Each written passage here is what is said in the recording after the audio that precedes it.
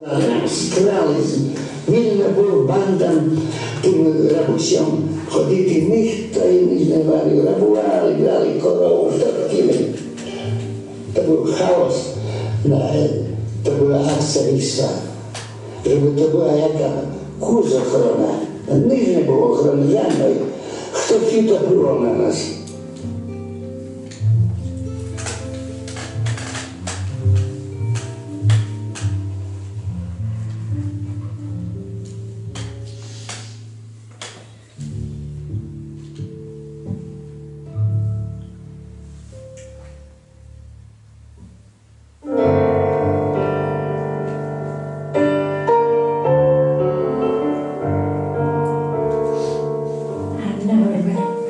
Я już mam 89 рік.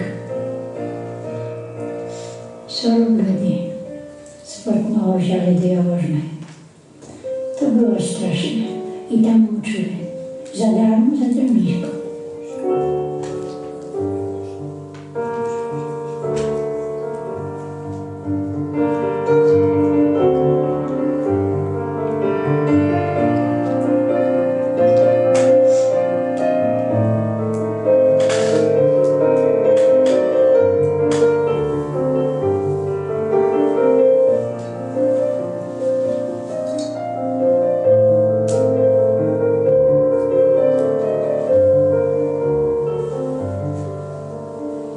Nie było widno, że partyzanty chodzili, to nie było widno.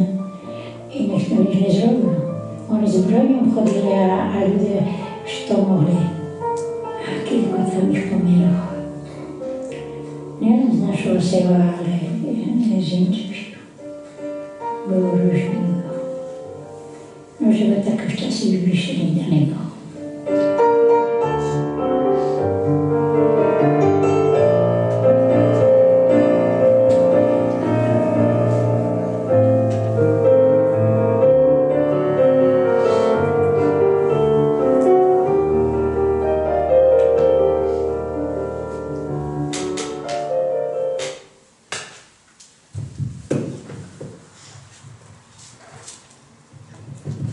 Pierwszy głos to był głos Semana Mazzelana.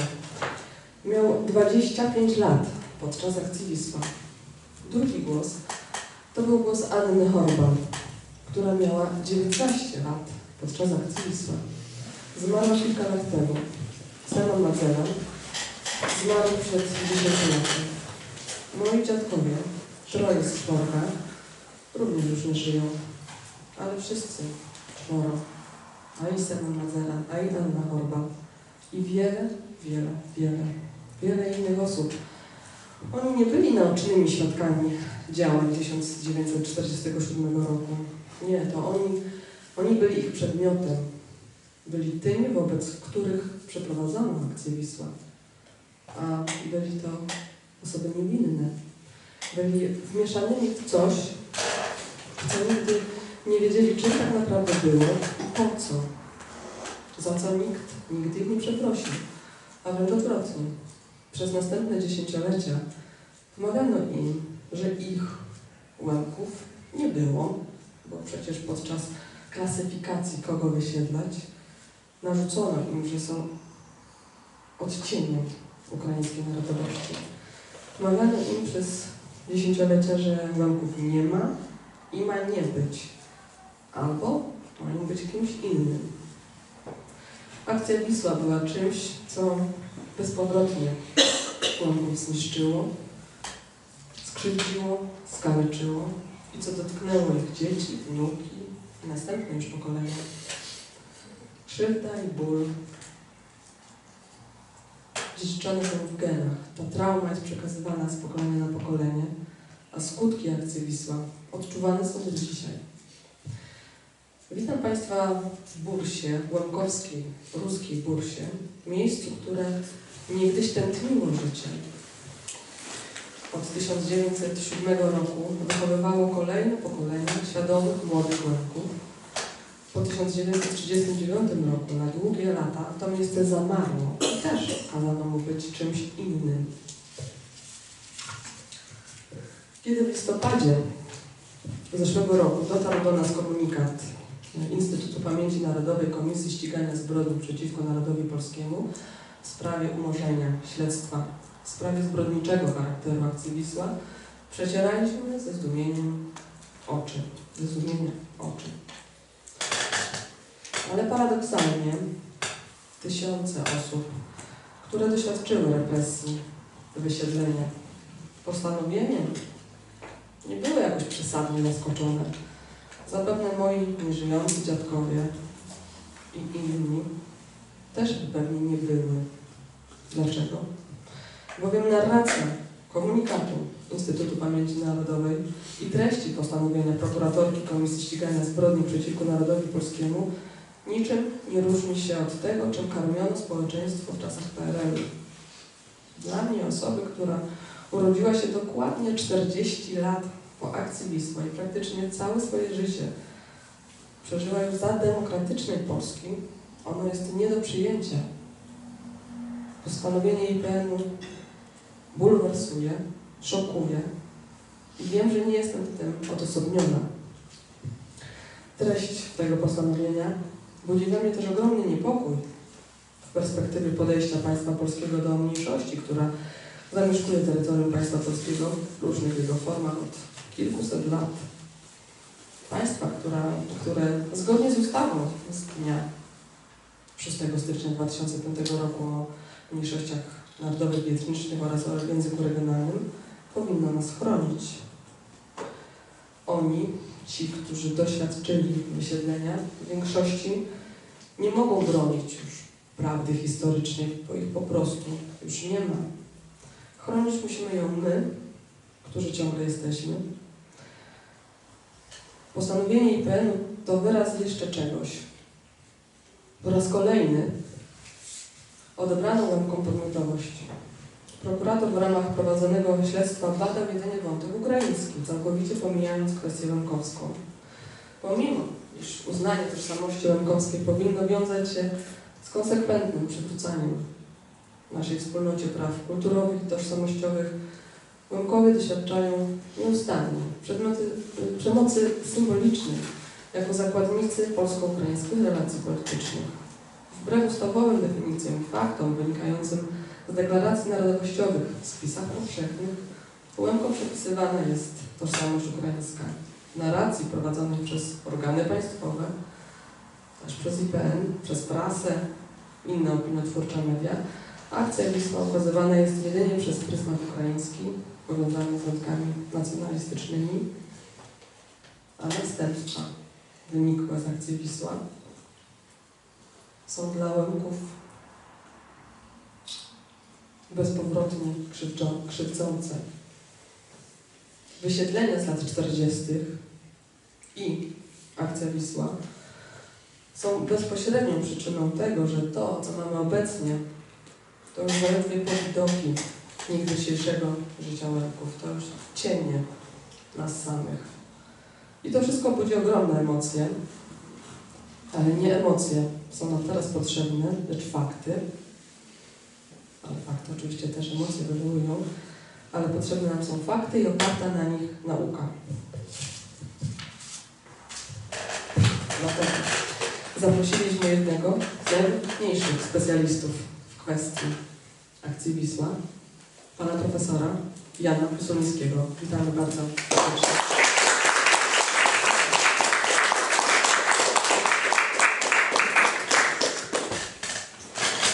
Pan profesor, doktor habilitowany Jan Piłsudski jest autorem m.in. tych dwóch wielkich monografii, Akcja Specjalna Wisła oraz Przesiedlenie ludności ukraińskiej z Polski do USSR w latach 1944-1947, ale również licznych publikacji z zagadnień polityki narodowościowej, II RP i PRL, praw człowieka, relacji polsko-ukraińskich w XX wieku.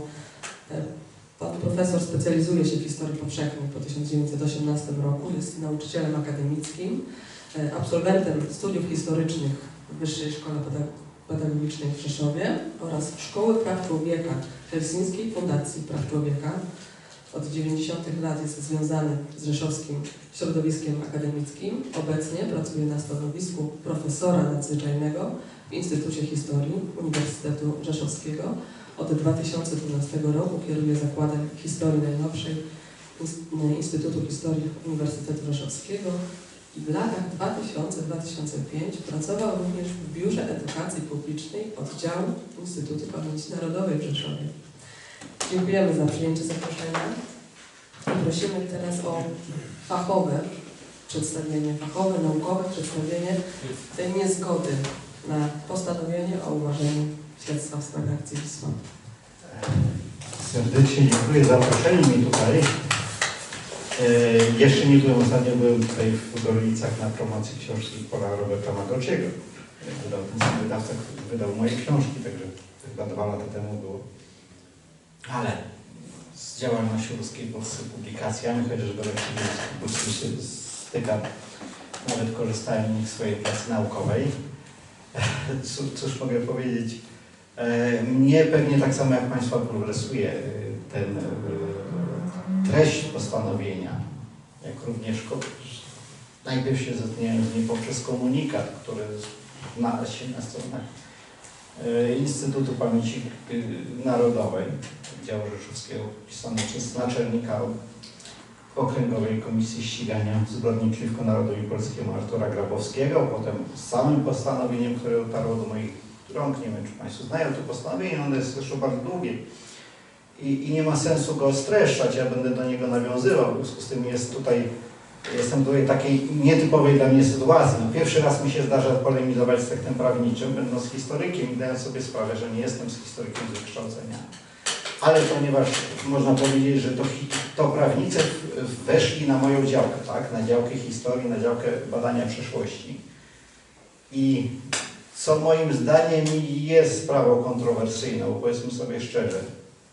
Historia jest bardzo skomplikowana. To nie zawsze jednoznacznie można powiedzieć tak, nie, coś orzec, coś było jednoznacznie dobre, jest jednoznacznie złe, a w ogóle wymiar sprawiedliwości operuje właśnie takimi jednoznacznymi kategoriami, musi ostatecznie orzec. I widać zresztą w treści tego postanowienia, że pani prokurator Beata Śmiechowska, bo ona się podpisała pod postanowieniem prokuratury z 24 listopada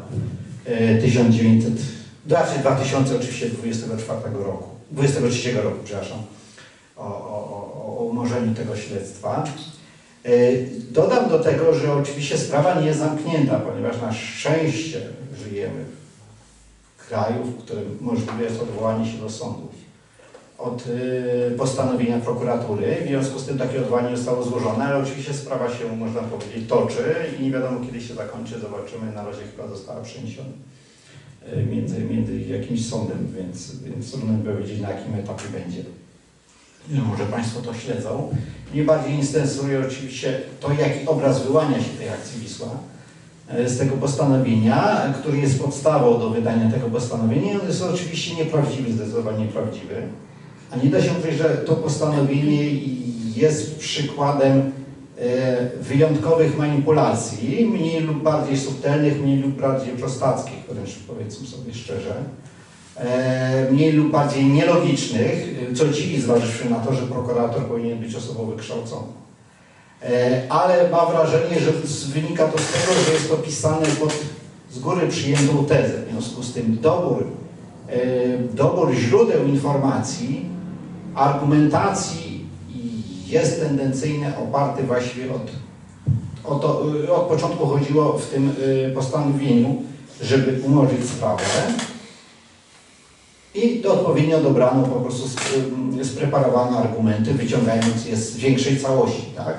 Że one nie wszystkie są, można powiedzieć, nieprawdziwe, a niektóre są częścią, na zasadzie pars pro to traktowano, na takiej zasadzie, że po prostu daje się pojedyncze raczej wyjątki od reguły, żeby stwierdzić, że jakaś reguła rzeczywiście na tej podstawie funkcjonuje. Więc tego typu manipulacje, manipulowanie argumentacją, za chwilę Państwu to przedstawię na przykładach, natomiast tego po prostu się roi.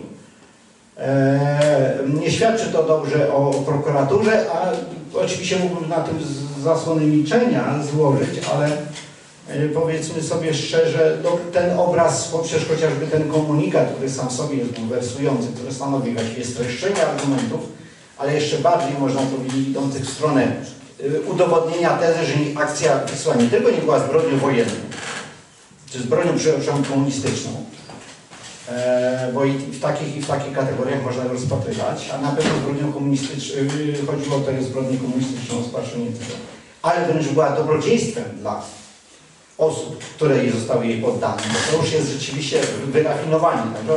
Można powiedzieć, ocena jest odwrócona 180 stopni w stosunku do wiedzy, jaką posiadam na podstawie już ponad 20-letnich badań nad problematyką powojennych przesiedleń,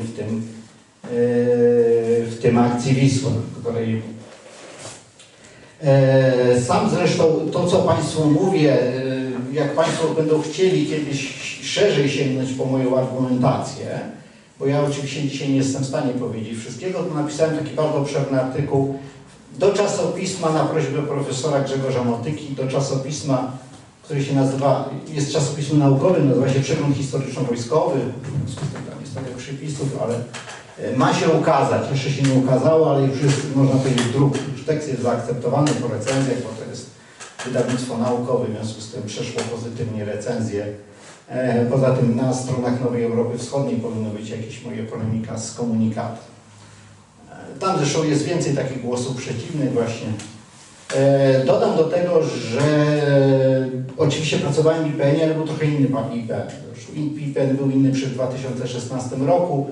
Dodam do tego, że poprzednie władze sprzed zmian wprowadzonych przez Zjednoczoną Prawicę w 2016 roku, prezes wcześniejszy Łukasz Kamiński, który no, wyleciał, można powiedzieć tak, bo wyleciał z IPN-u, po prostu zaprotestował przeciwko poprzedniemu umorzeniu, bo tutaj dodam do tego, że właśnie powinienem od początku zacząć, że pion prokuratorski w ramach Instytutu Pamięci Narodowej jest niezależny od innych pionów. Wbrew pozorom nie podlega tylko prezesowi IPN-u, ale również właściwie przede wszystkim prokuratorowi krajowemu. Wtedy jeszcze, to był chyba nawet w listopadzie Zbigniew Ziobro i to może trochę tłumaczy. Prokurator krajowy, potem ktoś inny był w każdym razie, Łukasz Barski chyba tak, ale w każdym razie ministrowi sprawiedliwości przez jakiś czas jednocześnie pełnił funkcję prokuratora krajowego. Także to tłumaczy trochę, niezależnie od tej zależności, która powoduje, że można powiedzieć, że jest swego rodzaju państwem w państwie, pion prokuratorski w IPN-ie, tym niemniej można powiedzieć, że poprzednie władze z 2016 roku, to wyraźnie podkreślę, właśnie protestowały przeciwko wcześniejszemu umorzeniu i doprowadziły do wznowienia sprawy przez prokuratorę. Ale tutaj to już po prostu wyleciały, tak? Można powiedzieć. Dlaczego mówię wyleciały? Ponieważ zmieniono ustawę. Teraz się mówi, że się zmienia ustawę po to, żeby ludzi, że rzekomo teraz jest bezprawie, bo ludzi się wyrzuca, zmienia się ustawę, żeby odsunąć dawniej rządzących. Ale powiedzmy sobie szczerze, że tak samo było w 2015, to z Państwa pamięta, w 2016. Zmieniano ustawę po to, żeby wyrzucić prezesa. Albo robiły się inne machinacje, tak samo było z Muzeum II wojny. Ale to są inne kwestie. Natomiast wracając do tego, tylko po prostu chcę powiedzieć, że to też był trochę inna prokuratura, aczkolwiek można powiedzieć, że i wtedy był problem z tymi śledztwami w sprawie zbrodni dokonanych na niepolskich etnicznie ofiarach, tak? Którym ofiarami były, nie miały polskiego pochodzenia etnicznego w IPN i to jest, można powiedzieć, wada pionu prokuratorskiego tej instytucji od ponad 20 lat. Że właściwie wszystkie te śledztwa są umarzane, często bardzo szybko, albo prowadzone w taki sposób, żeby nie wykryć sprawców. A w tym wypadku nawet wręcz, żeby po prostu udowodnić, że białe jest czarnym, a czarny jest białym. Przechodząc do rzeczy jednak, bo tutaj to jest tytułem wstępnym. Co mi się nie podoba? Postanowienie jest długie, bo rzeczywiście śledztwo trwało, wynikałoby z tego postanowienia kilkanaście lat. Było już wcześniej umorzone, potem wznowione. W postanowieniu znajdą Państwo szczegółowo przebieg tego śledztwa. Ja się nie będę odnosił, nie jestem też, dlatego że nie jestem prawnikiem, nie będę się do aspektów prawnych. Czy było prowadzone prawidłowo, nie jestem w stanie tego ocenić. No, tak jest, jak Państwo słyszeli, miałem skromne studia podyplomowe dotyczące specyficznej kategorii praw człowieka. Wprawdzie miałem znakomitych wykładowców. Marka Safiana, byłego sędziego Europejskiego Trybunału Sprawiedliwości, byłego prezesa. Zdawałem egzamin przed byłym prezesem Trybunału Konstytucyjnego Andrzejem Rzeplińskim, ale to mnie jednak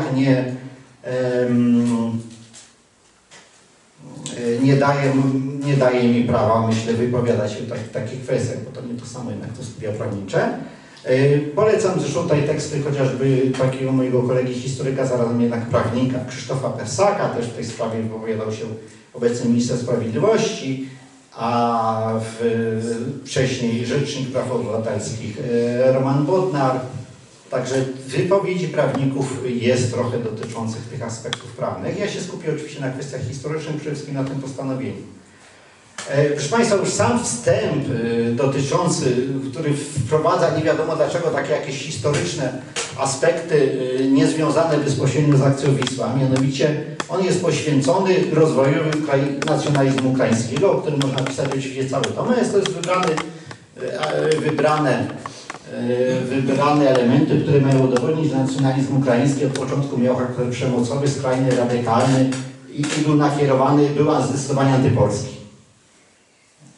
Jakby to powiedzieć, ja rozumiem, że to Państwa mnie interesuje, ale to też wymaga polemiki, ale to nie miejsce na tym. Oczywiście przychodząc do samej akcji Wisła, to przede wszystkim najważniejsze, co jest tutaj zaskakujące, mianowicie pozornie można powiedzieć, że prokuratura wykonała sporo pracy, tak? Bo przesłuchała 1500 ponad świadków. Sięgnęła po ekspertyzy. Wśród tych świadków byli również uznani historycy badający się akcją Wisła, jak Roman Drozd, Grzegorz Motyka jeszcze w czasach, kiedy był doktorem, także można powiedzieć, to jest o tyle dziwne, że nie przesłuchano go powtórnie, chociaż w międzyczasie napisał książkę Akcji Wisła, którą Państwo może znacie, bo została wydana w zeszłym roku.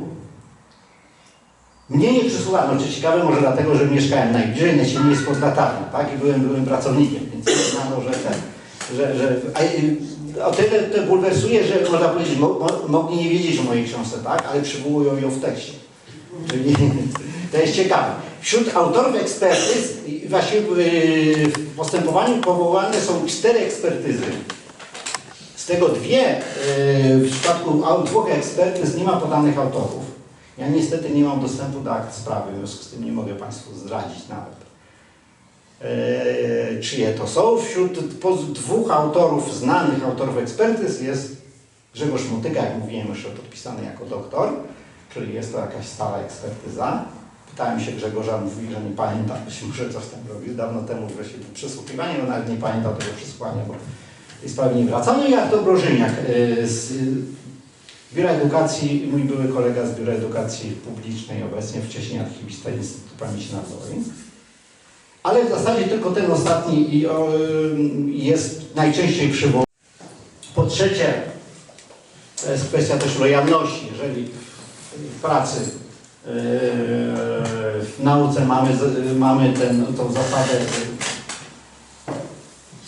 mistrz uczeń, tak? Czyli uczymy się, promotor jest traktowany jako mistrz, czyli uznajemy. Jeżeli ktoś uznaje, że polemizuje z promotorem, to znaczy, że nie ma racji, to co się może nauczyć, nie ma sensu, żeby chodził na te seminarium. A po czwarte, już na końcu oczywiście, to też jest istotne, kwestia lojalności. Nie pisze się po prostu za plecami bez poinformowania promotora o tym, że się z nim polemizuje. No to jest kwestia lojalności, tak? Co innego się mówi na seminarium, a o tym się nie przyznaje, więc kwestia też uczciwości intelektualnej.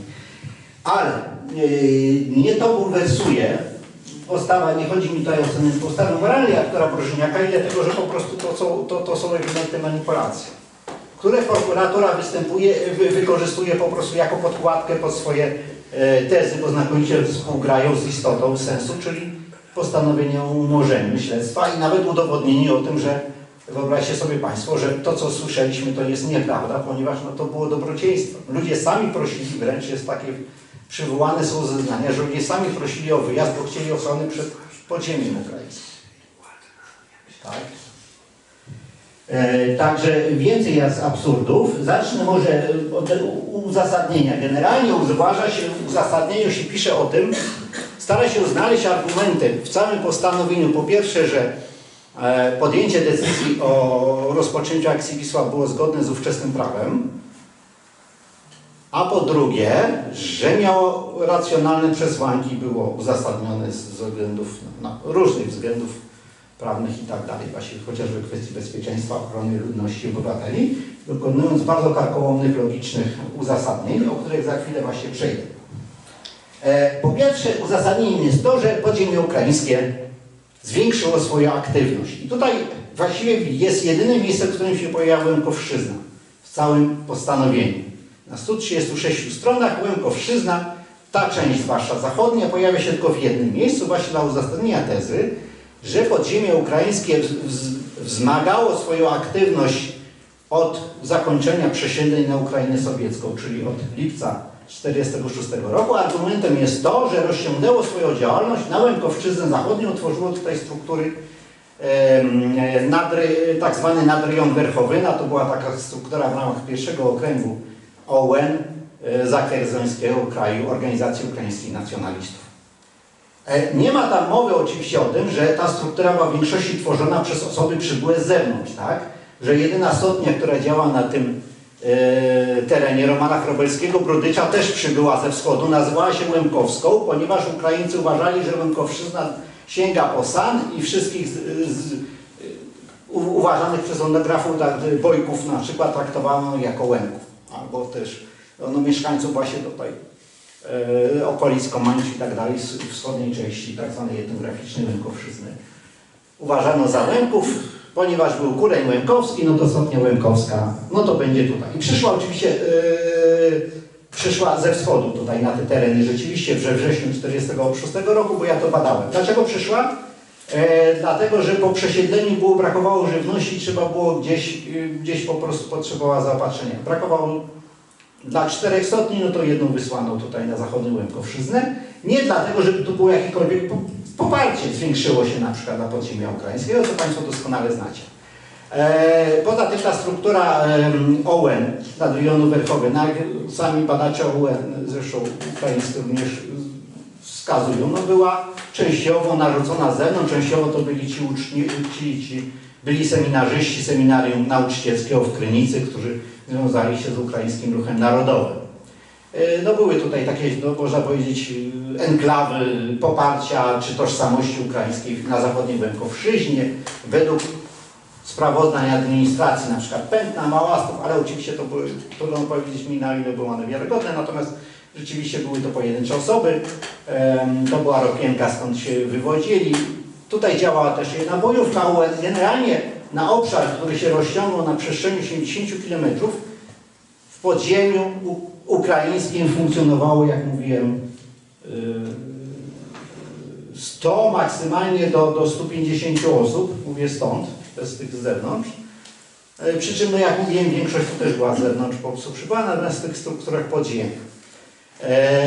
Także ten argument jest o tyle nietrafny, że podziemie ukraińskie zdecydowanie zmniejszyło swoją aktywność. Żeby Państwu to uświadomić, to powiem, że znaczy w ogóle, zacznę od tego, że w postanowieniu jest też, że przygotowano wzmożoną akcję na wiosnę i zamierzono eksterminować Polaków. To jest kolejna teza. I w związku z tym akcja Wisła była akcją prewencyjną przed zagrożeniem ze strony ludobójstwa. Może Państwo tutaj doskonale, kto z Państwa jakoś interesuje się tym problemem, czyta na przykład jakieś portale kresowe, albo czasopisma typu Na Rubieży, albo portale typu Dzieje.pl, zauważy tutaj tę narrację tak zwanych kresowych Polaków, czy środowisk kresowych polskich, które uważa, że ludobójstwem ze strony Ukraińców mieliśmy do czynienia w latach 39-47 aż.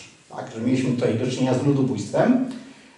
Problem w tym, że w statystykach to się nie potwierdza. Według moich badań w pierwszych miesiącach, odsyłam tutaj do akcji Wisła, w pierwszych miesiącach, 4 miesiącach przed akcją Wisła, w pierwszych 4 miesiącach 1947 roku z rąk podziemia ukraińskiego zginęło 30 osób, z tego połowa to byli Ukraińcy zabici za zdradę. Owszem, tutaj można powiedzieć, były kilka napaści na zachodniej Łękowszczyźnie, ale powiedzmy sobie szczerze, w porównaniu z aktywnością na przykład polskiego podziemia, to zwłaszcza na przykład w 1945-1946 roku, to była naprawdę stosunkowo skromna aktywność, którą można było sobie doskonale poradzić, gdyby chciano. W każdym razie zdecydowanie mniejsza aktywność na przykład podziemia polskiego, a przecież nikogo z Polaków nie wysiedlano w związku z działalnością polskiego podziemia antykomunistycznego. To jest też charakterystyczne właśnie. Do tego w ogóle postanowienie właściwie się nie wnosi tego argumentu, że tylko w związku z zwalczaniem podziemia ukraińskiego, pod pretekstem zwalczania podziemia ukraińskiego przeprowadzono przesiedlenia, a nie przeprowadzono przesiedleń na przykład na Podhalu, gdzie działał Józef Koraś-Łogień, na przykład tam, gdzie działał Hieronim Dekutowski, Zapora, czy inni cieszący się sporym poparciem ludności członkowie polskiego podziemia antykomunistycznego. Może poparcie było największe, nieporównywalnie większe, że na przykład poparcie dał pana Łękowszczyźnie, tak, ze strony miejscowej ludności, to uzasadniało ewentualnie jej przesiedlenie, tak, żeby pozbawić tego poparcia podziemia. Tutaj nie ma poparcia. Także to jest jeden z takich przykładów argumentacji. Oczywiście innym jest, że przede wszystkim podstawą argumentacji, że akcja Wisła była uzasadniona, jest treść uchwały Prezydium Rady Ministrów z 24 kwietnia 1947 roku, która, nie wiem, w internecie chyba nie funkcjonuje, ale jest na pewno w zbiorach dokumentów publikowanych, na przykład przez Leonisza Misiła. Dlaczego? Bo tam się pisze, że akcję przesiedleńczą podjęto w związku z ochroną ludności. Ale przecież decyzję o akcji Wisła podjęto i przygotowano ją dużo wcześniej niż 24 kwietnia. I wyraźnie w planach pierwotnej akcji Wschód, która potem zmieniono kryptonim na 16 kwietnia, czyli 8 dni wcześniej zmieniono na Wisła, kryptonim całej akcji, wyraźnie pisano o tym, że ma zostać przeprowadzone przesiedlenie, a wcześniej w uchwale Biura Politycznego Komitetu Centralnego Polskiej Partii Robotniczej, czyli faktycznie rządzących wówczas komunistów, było, że to by ma być akcja represyjna po śmierci Świerczewskiego. To była uchwała z 28 marca. Tymczasem prokuratura uznaje, bo dla niej to wygodne, że podstawą decyzji była uchwała Prezydium Rady Ministrów, chociaż to nie Prezydium Rady Ministrów podejmowało wiążące decyzje, tylko było faktycznie podporządkowane w systemie komunistycznym biuru politycznemu. Przypomnę, że w innych sytuacjach, na przykład w innych śledztwach prokuratora, kiedy chodziło o stan wojenny, podstawą uznania stanu wojennego za nielegalny nie było ta uchwała Rady Państwa, ale to, że zwracano uwagę właśnie na decyzję wówczas gremiów partyjnych, tak? Także jak widać tutaj IPN w zależności od tego, czego dotyczy sprawa, przyjmuje różne definicje, kto w rzeczywistości w Polsce rządził. Więc po prostu to jest sposób rozmywania odpowiedzialności. Innym argumentem jest taki, że nie było dyskryminacji, bo to zarzucali wnioskujący o uznanie za zbrodnię komunistyczną, że nie było dyskryminacji ludności ukraińskiej, bo dodać do tego trzeba, może powinienem od tego zacząć, że postanowienie w jakiś sposób było efektem tego, że wniosek o ściganie jako zbrodni komunistycznej złożyło znane państwo pewnie Zjednoczenie Łemów, tak? Ale tam też oczywiście Związek Ukraiński w Polsce i tak dalej, organizacje ukraińskie. No i one podnosiły, że to była dyskryminacja ludności ukraińskiej. Na co jest argument, że jaka dyskryminacja ludności ukraińskiej? I tutaj się pojawiają Łemkowie. Łemkowie pojawiają się po raz pierwszy oraz po raz ostatni. Znaczy po raz drugi w zasadzie, bo mówiłem wcześniej o osiągnięciu Łemkowszczyzny, ale po raz ostatni zaznaczam. Żeby nie było, że nagle organy państwa polskiego nagle dostrzegły obecność ludności łemkowskiej i uznały, że w pełni tożsamość łemkowską jako odrębną od ukraińskiej. Ale o co tu chodzi? Żeby całe to wykorzystanie, że są pisanie, że Łemkowie i Ukraińcy, w całym tym pisaniu jednoznacznie wynika z treści tekstu, chodzi o to, żeby udowodnić, że nie dyskryminowano Ukraińców, ponieważ prześladowano również Łemków oraz przesiedlając oraz Polaków. Tak? Bo tu Polakowie i Łemkowie są uzasadnieni niedyskryminowani. Zamiast stwierdzić, że no dobrze, to nie, czy to jest argument przeciwko prześladowaniu Ukraińców, tak? Ale w ogóle nie bierze się pod uwagę, że na przykład Łemkowie mogli być pokrzywdzeni i dyskryminowani. O tym już dalej nie ma mowy. Tylko tych Łemków się wykorzystuje i ten podział na Łemków i Ukraińców po to, żeby po prostu uderzyć w Ukraińców. Także to jest przykład takiej czystej manipulacji instrumentalnego traktowania sprawy łemkowskiej w tym postanowieniu. Na szczęście, znaczy można powiedzieć, że tutaj tyle jest o Łemkach. Dalej oczywiście zdecydowanie o Ukraińcach. Dlaczego? Wydaje mi się, że to już nie jest wprost napisane, ale ewidentnie przesiedlenie Łemków nie pasuje do tez postanowienia. Dlaczego? Bo jeżeli uznamy, że Łemkowie nie są Ukraińcami, a uzasadnienie przesiedlenia jest zagrożenie ze strony ukraińskiej powstańczej armii, to dlaczego przesiedlano Łemków? Na to postanowienie w ogóle do tej kwestii się w ani jednym miejscu nie odnosi.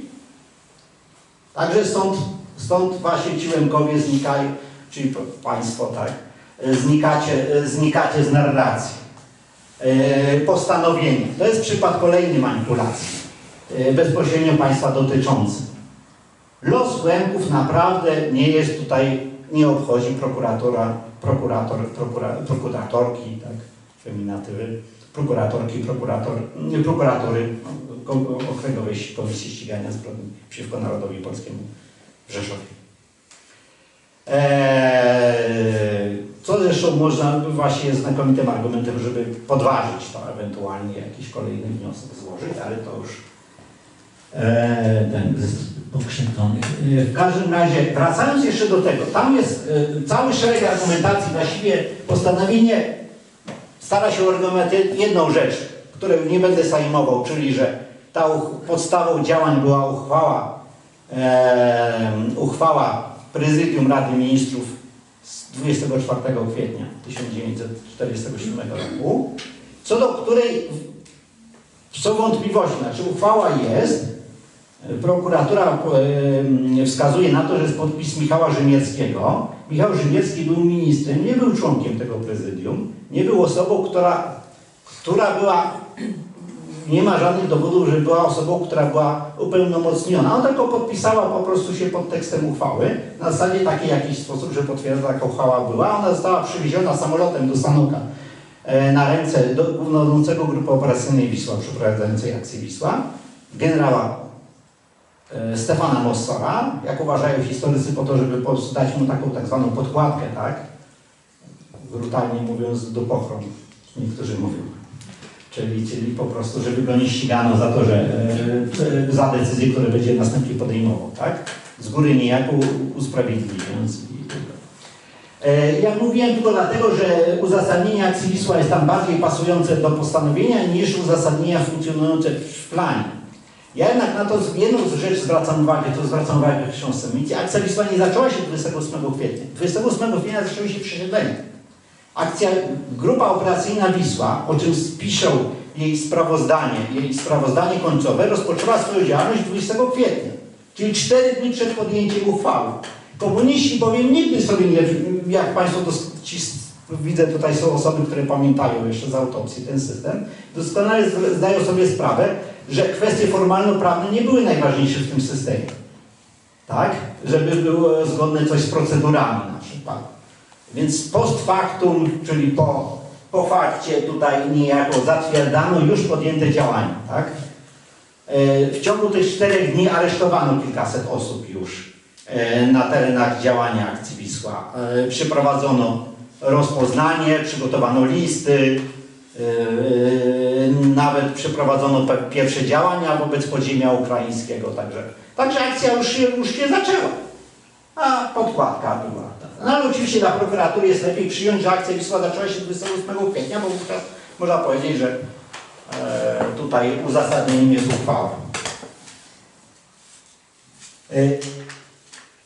Głównym argumentem poza tym, bo to jest jedna rzecz, to jest kwestia prawomocności podjęcia decyzji, a druga to właśnie uzasadnienie tej decyzji o podjęciu akcji Wisła. Dlaczego nie jest zbrodnią komunistyczną? I tutaj głównym argumentem jest konieczność uchronienia ludności przed zagrożeniem strony podziemia ukraińskiego. Co właśnie jest zawarte w tej uchwale. Tak, można powiedzieć, no to wspaniale, komuniści wreszcie się otoczą miejscową ludność. Ja tu zwracam uwagę na to, że o czym pisano zresztą w opracowaniach komunistycznych jeszcze w latach 60., 70., czego nie ukrywano, do końca 1946 roku aparat bezpieczeństwa w Polsce nie zajmował się w ogóle zwalczaniem podziemia ukraińskiego. Prawie w ogóle, może przesadzam. Niektóre osoby aresztowano, po czym ich czasami wypuszczano na przykład po 2 tygodniach.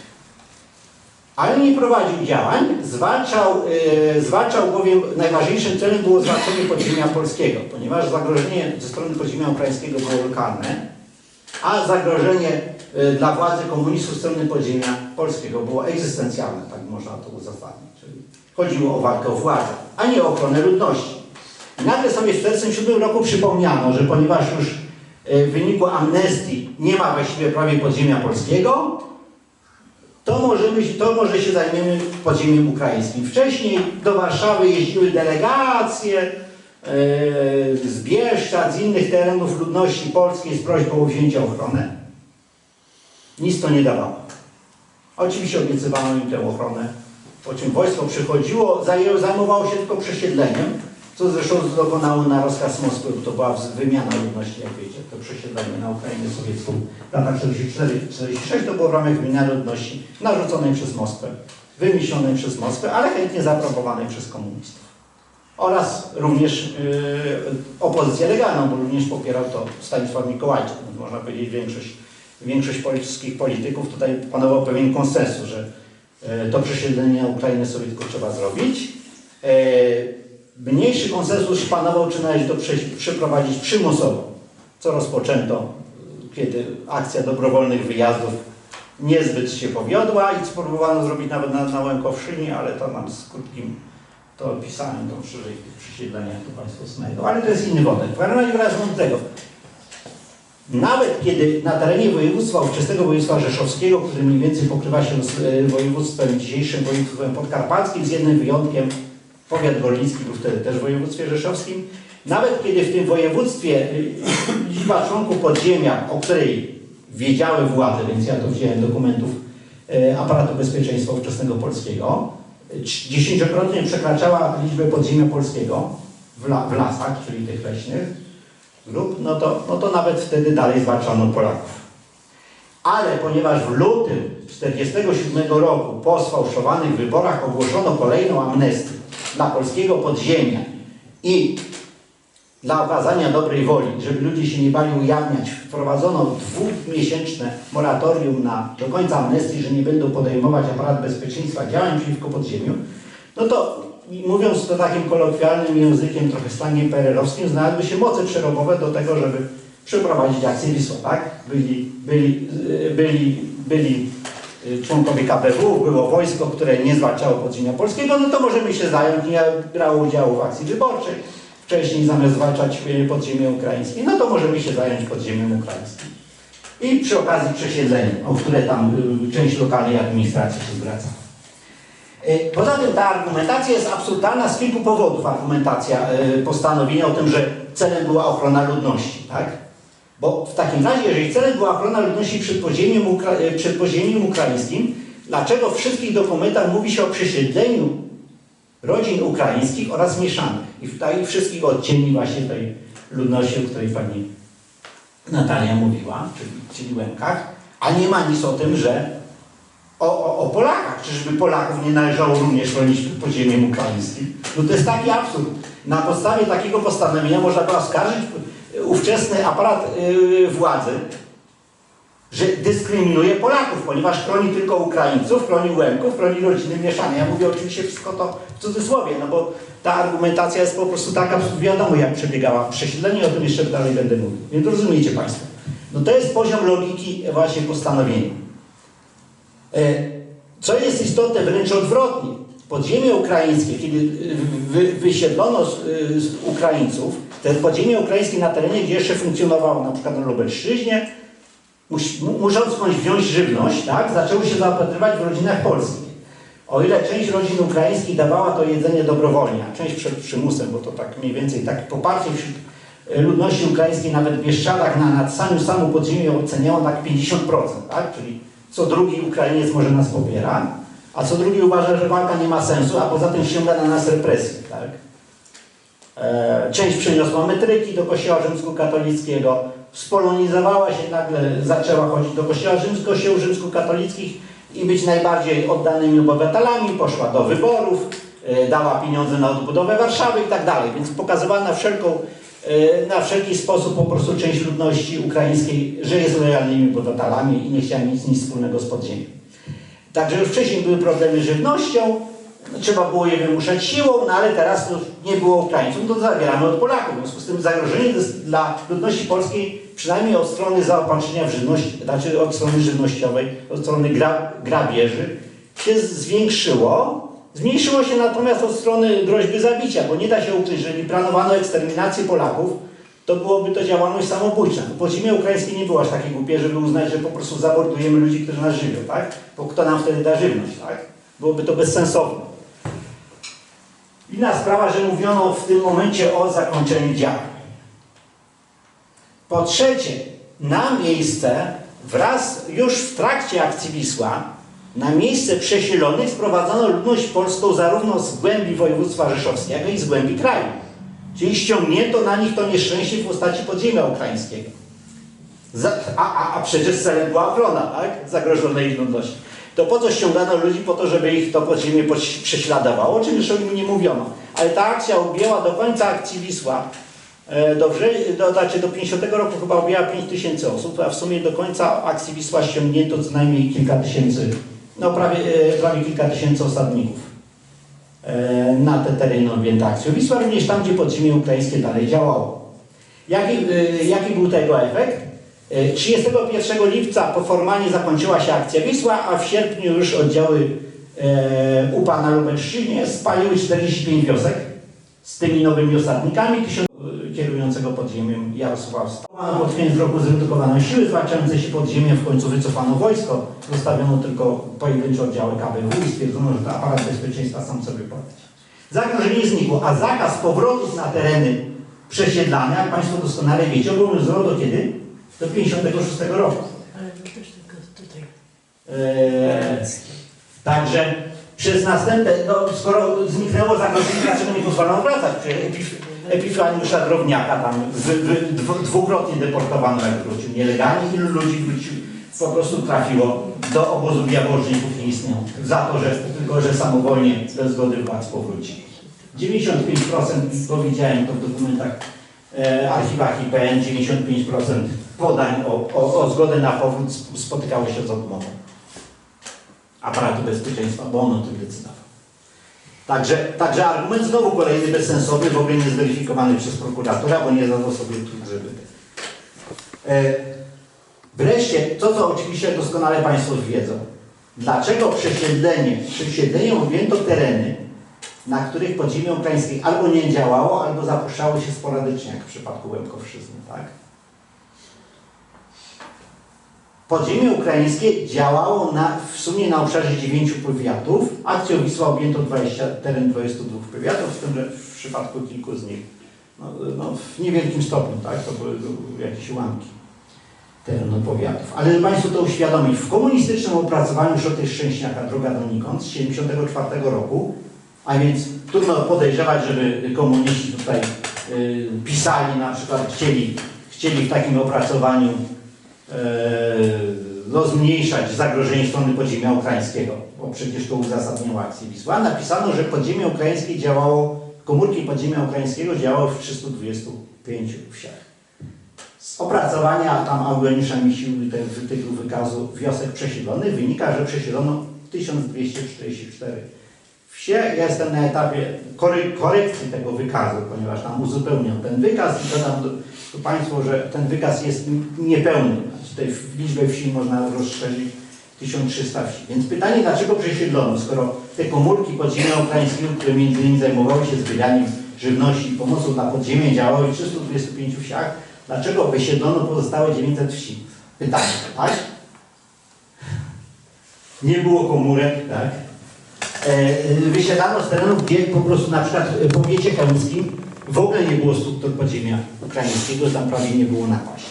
Dość powiedzieć, że żeby Państwu uzmysłowić, na przykład na Lubelszczyźnie, bo to jest inny teren, bo mówi się o tej aktywności podziemia ukraińskiego rzeczywiście zwiększonej w stosunku do 1945 roku, ale oczywiście polegało to na tym, że jak w 1945 roku nie było żadnych napaści, to jak tutaj były 4, no to tutaj było dół, tak? To wzrosło 400%, tak? Możemy sobie żonglować liczbami.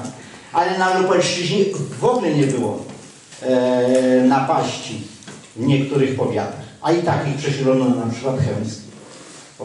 W ogóle tam nie było struktur podziemia, przez Chełmszczyznę przechodzili do oddziału UPA. Jak szły z południa, z Hrubieszowskiego do Włodawskiego, gdzie miały struktury, to sobie tam czasami przychodziły na chełmskie, a nic tam w ogóle nie było, żadnych skarg. Dość powiedzieć, że wojsko polskie w ogóle właściwie od drugiej połowy 1946 roku do akcji, do maja, do końca maja w zasadzie 1947 roku w ogóle nie podejmowało działań przeciwko podziemiu ukraińskiemu na Lubelszczyźnie, bo nie wiedziało jego istnieniu, tak, za bardzo. Znaczy uważało, że jakieś było kiedyś, no ale nie przyjęło żadnej aktywności. W każdym razie no, było szereg takich powiatów, na przykład Biłgrajski, Krasnostawski, Zamojski, w którym nie było podziemia ukraińskiego, a w którym nie było żadnych struktur, a które przesielono właśnie ten chełmski, tutaj też oczywiście, no w Jasielskim, Krosinickim to właściwie nie było struktur UPA. Do pojedynczych tam wsiach byli jacyś staniczni i tak dalej. Także w związku z tym, zresztą prokuratura dokonuje różnych karkołomnych wysiłków, na przykład, żeby usadzić aksję Wisła, znalazła argument, który ja się nie spotkałem w ogóle w literaturze. Mianowicie o tym, że istniało zagrożenie kopalń ropy naftowej. No tutaj w Gorlickim akurat kopalnie ropy naftowej były, ale wówczas właściwie jedyne zagrożenie było dla ktoś by sobie mógł pomyśleć, no to zagrożenie istniało, tak? Bo tam się prokuratora pisze, ile ropy naftowej nie wydobyto, jakie to były ze względu na to zagrożenie, bo kopalnie były zamknięte. Faktycznie na terenie Bieszczad, o których mowa, właściwie Pogórza Przemyskiego były 2 kopalnie, w Bieszczadach w ogóle nie było. W związku z tym milicji obywatelskiej w Lesku, w Ropięce, to była ta Ropięka taka na północ od Leska, sekretarz powiatowy PPR, referent ON, Organizacji Ukraińskich Nacjonalistów, dowódca komendy, jeszcze szef powiatowych struktur UB. Polacy starali się przekonać do ON, żeby może zmniejszyło swoją aktywność, bo ich przysiedzą, tak? Bo taka dyskusja przy zakrapianej kolacji przywódcy. Bo tak wyglądało lokalnie po prostu. Tak wyglądało zwalczanie podziemia na tym. Zresztą powiedzmy sobie szczerze, było to bardzo racjonalne stanowisko, bo w sytuacji, gdy nie było żadnej ochrony ze strony wojska, posterunki milicji były dużo mniej liczne niż siły UPA, to lepiej było się dogadać. Dla miejscowej ludności polskiej rzeczywiście spowodowało to, że tych Polaków tam nie mordowano. No ale poza tym, proszę Państwa, no jeżeli zagrożenie jest do kopalni, no dobrze, no może potencjalnie tutaj w Gorlickim teoretycznie było. To dlaczego przesiedlamy we Włodawskim? No jak to jest odległe od kopalni? Czy działanie podziemia ukraińskiego we Włodawskim zagraża kopalniom w Gorlickim, żeby trzeba aż przesiedlać ludności? Nie ma żadnego, nie widzę tutaj żadnego związku, a jednak w postanowieniu tutaj jest jeden z głównych argumentów, na który się rozwija na kilku stronach zagrożenia dla kopalni, dla przemysłu i tak dalej. Także no można by, tak mówiąc oczywiście kolokwialnie, mówić, no dobrze, no to przesiedlamy ludność w pobliżu kopalni, gdzie jest zagrożenie strony, czyli przesiedlamy punktowo, gdzie jest zagrożenie strony podziemia ukraińskiego. Nie, przesiedla się wszystkich. Ze względu na narodowość. To jest już raz jeszcze udawanie, że ze względu na narodowość. Miałem mnóstwo takich meldunków i nawet oburzenie miejscowej administracji, milicji, aparatu bezpieczeństwa. No jak to jest? Przesiedla się Polaków, a Ukraińcy zostają. To się zdarzało, że po prostu te listy były tak, że czasami wojskowi zwalniali jakichś Ukraińców, albo nie mieli ich na listach, no to ich nie wysiedlali. To jest oburzenie. Oczywiście ci Ukraińcy byli tacy, że załatwili sobie na przykład papiery o tym, że są Polakami.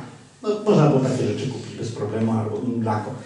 Dzięki temu na przykład przesiedlenie w ten sposób właściwie prawie nie dotknęło struktur siatki konspiracyjnej ON, ponieważ tak podobnie jak polskie podziemie w czasie okupacji mieli najlepsze karty, tak, świadczące, że są Polakami. Także efekt był taki, że wysiedlano wszystkich z wyjątkiem struktur podziemia w ramach przesiedlenia, które było skierowane przeciwko podziemiu ukraińskiemu. Tak. Tylko ono zostało. Tak. i ludzie z nim związani, którzy mieli dzięki temu dobre papiery, bo mieli dobre komórki legalizacyjne. Taki paradoks oczywiście. Być może zaprzątałoby to władzą ale nie było żadnego rozpoznania podziemia. I całe to przesiedlenie w gruncie rzeczy, czyli nie ma słowa w postanowieniu, cała idea przesiedlenia sprowadzać, ja bym to sprowadził do tego, chociaż nie ma tego ani słowa w dokumentach, że trzeba to traktować jako moją pewną hipotezę, która jest udowodniona po prostu przy działaniu. W przesiedleniu chodziło o to, że było to najprostszy sposób, żeby rozwiązać problem bez konieczności zwalczania podziemia, skrócić sobie trochę tą drogę zwalczania podziemia, a te losy tych cywilów właśnie, nikogo nie obchodziły losy tych biednych ludzi, których tam przesiedlano. Czy oni współpracowali z podziemiem, czy nie? Nie. Chodziło o to, że jak zrobimy tutaj pustynię, to podziemie ukraińskie straci zaopatrzenie. I samo zrezygnuje z walki. Tak? To jest najprostsza metoda. A poza tym nie da się ukraść, że z punktu widzenia wojskowych i powiedzmy sobie szczerze, z punktu widzenia takiego ludzkiego instynktu samozachowawczego, ganianie po lasach uzbrojonych, dobrze wyposażonych i znających teren oddziałów partyzantów UPA grozi jednak narażeniem zdrowia albo nawet życia, tak? A wysiedlanie ludności cywilnej nic nie kosztuje, tak? Nie stwarza zagrożenia. Tu lepiej zajmijmy się na wysiedlaniem, w związku z tym było nawet taki rozkaz Mosora, Żymierski, minister obrony narodowej, marszałek Żymierski pisał, że wojsko się zafascynowało przesiedleniem. Ale ja się wojskowym nie dziwię. Jak mają do wyboru walczyć z UPA albo przesiedlać, to też bym był się przesiedleniem. Powiedziałbym na to, że dzięki temu dłużej pożyli, tak? Efekt był taki, że na miejscu przesiedlano cywili ukraińskich, a na górze sobie w lasach sotnie UPA grały w szachy, bo to przeczytałem w jednej z kroniki. Turniej sobie szachowy zrobili, bo nie mieli co robić, zejść na dół nie mogli, bo wojsko, sami nie mieli nic do roboty, tak w związku z tym, a z drugiej strony, no, póki mieli zaopatrzenie, nic im nie groziło, więc nie musieli schodzić. A ludziom się nudziło po prostu. Janczarze komunizmu, jak czasami ich nazywa określa. 1,5 miesiąca i nikogo nie znaleźli. Co się potem okazało? Samokrytycznie dowództwo po miesiącu tej dywizji stwierdziło, że rzeczywiście jest problem, ponieważ oficerowie, których wyznaczono do walki z podziemiem, kupią się w lesie. Nie potrafią korzystać z kompasu. Rzeczywiście były takie przypadki, że na początku, że wzajemnie się ostrzeliwano, ponieważ UPA nosiła polskie mundury i wykorzystywało czasami, żeby się podawać do polskich wojskowych, na przykład, żeby uciec z okrążenia. Tak? No to nie wiadomo, kto jest kto, w związku z tym strzelano do mundurowych w ciemno w lesie i tak dalej. Czasami strzelano nawet do dzika, bo po prostu były takie umiejętności tych wojskowych, więc ja mam taki przykład, że wojsko po prostu nieprzygotowane kompletnie wypuszczono z transportu, poszło do lasu, ostrzelało partyzantów, którzy okazali się stadem dzików. Także to były takie sukcesy w pierwszych dniach, mniej więcej. W ogóle nieprzygotowanie, bo to była że to były te oddziały kombinowane, zorganizowano ich na lepszych żołnierzy, no był taki po prostu, ci żołnierze w życiu nie zwalczali żadnej partyzantki, nie mieli żadnych przygotowań. Sowieccy oficerowie, mówiąc kolokwialnie, pukali się w czoło. No, kto przeprowadza akcję przeciwko podziemiu, kiedy jest gęste listowie? Robi się akcję w zimie, kiedy ślady człowieka widać na śniegu, łatwo jest wytropić, kiedy listowie nie pozwala się ukryć w lesie, a poza tym jest za zimno na przykład na otwartej przestrzeni i tak dalej. Więc Sowieci robili akcję przeciwko UPA w lesie, w związku z tym zrobili taką operację Wielka Blokada, w wyniku której właściwie partyzantka przestała istnieć, połowę oddziału zlikwidowano. Albo się rozeszły, nie wyświetlono ani jednego przy tym człowieka. Nie potrzeba było. Po prostu lepiej byli przygotowani. Można było zwalczyć partyzantkę, tylko trzeba było umieć ich cięć. Komunistom się nie chciało ani jednego, ani drugiego, więc poszli po najmniejszej linii oporu, uznali, że to chodziło o przesiedlenie. Tak naprawdę do tego się sprowadza dlatego te środowiska często takich weteranów Ludowego Wojska Polskiego często bronią tej decyzji, no przecież broniliśmy Polaków, tutaj występowaliśmy w obronie Polaków zagrożonych i tak dalej, ale właśnie nie zwracają na to uwagi, że tak naprawdę ta obrona była iluzoryczna. Chodziło o rozwiązanie problemu. Zresztą sprzeczności tam jest więcej, bo w postanowieniu, wracając do tego postanowienia, bo trochę sobie poszedłem na tropę akcji Wisła, której to tam trochę więcej opisuje tych działań zwalczania partyzantki. wracając do treści postanowienia, tam jest jeszcze argument, że przesiedla się, bo Ukraińcy wspierają podziemie. No to przesiedla się, żeby ich chronić przed zagrożeniem strony UPA, czy dlatego, że wspierają. No, jeżeli ci, którzy wspierają UPA, to nie potrzebują ochrony przed UPA, z którymi wspierają. No to jest po prostu mnóstwo takich sprzeczności w tym postanowieniu. Używanie kwantyfikatorów dużych, pisanie Ukraińcy bez określenia, którzy Ukraińcy w jakim obszarze, tutaj już odnośnie na tym, że po prostu ten blok traktuje się całą społeczność jako jednorodną o podobnych postawach. Byli tacy, co popierali UPA, byli tacy, co wręcz odwrotnie donosili. Doskonale Państwo wiedzą, bo wśród łępów też byli różni. Tak? Wreszcie jest taki argument, że bano się, że Sowieci włączą tereny zamieszkałe przez Ukraińców do swojego państwa, w związku z tym trzeba było ich się stamtąd pozbyć, żeby Sowieci nie mieli pretekstu. No proszę Państwa, każdy, kto zna system komunistyczny, doskonale wie, że komuniści nie potrzebują specjalnie pretekstu, a zawsze go w razie czego znajdą, tak? Żeby podejmować różne decyzje. To jest jeden argument, że to było po prostu państwo totalitarne wówczas, rodziło się, można powiedzieć, bo dopiero budowano państwo totalitarne. Ale Stalin na pewno nie był człowiekiem, który potrzebował pretekstu do zmiany granic. Zresztą w 1951 roku przypomnę, że dokonano takiej zmiany granic, ale powodem nie było to, że tam jest jakaś struktura ludnościowa, tylko dlatego, że po prostu wychodziło węgiel na Suchalszczyźnie, zamiast tego oddano teren uszczyplonych. Po drugie, argument ten jest bezzasadny z powodu tego, że to Stalin zadecydował o tym, że należy przesiedlić Ukraińców z terenów za tak zwaną linią Kerzona. Najpierw upierał się na konferencji w Teheranie o tym, że granica powinna być wzdłuż linii Kerzona, a potem kazał przesiedlić tych Ukraińców.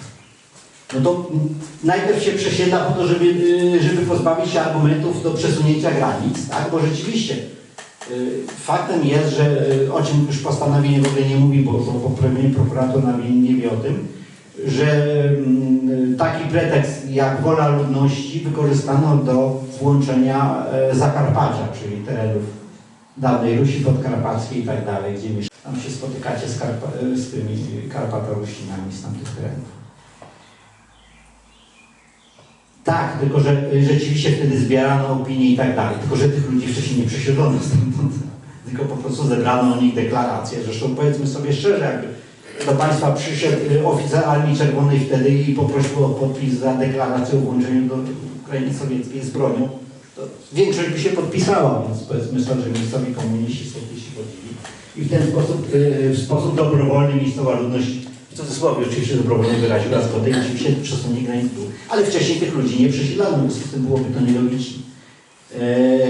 Nie mówiąc o tym, że akcja Wisła oczywiście musiała się i tutaj prokuratorka nie jest aż tak daleka od rzeczywistości, żeby uznać, że Stalin nie wiedział tej decyzji. No to dlaczego zgodził się na przesiedlenie, tak?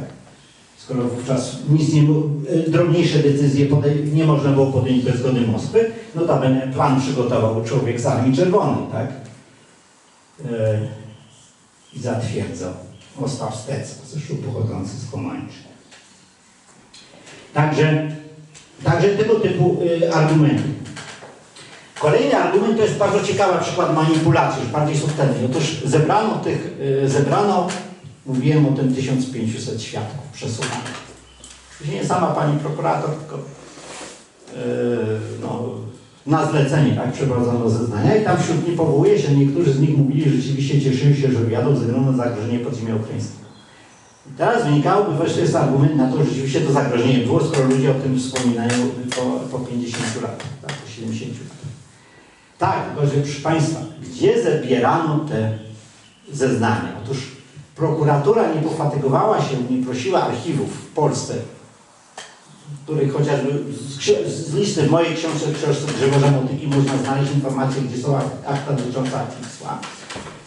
Prokurator tylko wystąpiła akta do Archiwum Państwowego w Sanoku dotycząca akcji Wisła. Dzięki nim mogła ustalić listę tych osób wywiezionych z terenu powiatu w Sanoku. To tam są dokumenty dotyczące wywiezionych w ramach akcji Wisła z powiatu leckiego i sanockiego i tylko ich przesłuchała. Nikogo, słownie nikogo z zachodniej Łękowszczyzny nie przesłuchano. Bo by jeszcze się okazało, że oni wcale nie chcieli, nie czuli się zagrożeni, tak? Tutaj ludzie, tak? Kilka osób Nadsania w ogóle nikogo z Lubelszczyzny. Także świadków ograniczono tylko do terenów, które rzeczywiście zagrożenie strony podziemia ukraińskiego istniało realnie. W ten sposób manipulując, wybierając 2 powiaty spośród 22, które były przesiedlone, to nie jest w żaden sposób reprezentatywni świadkowie.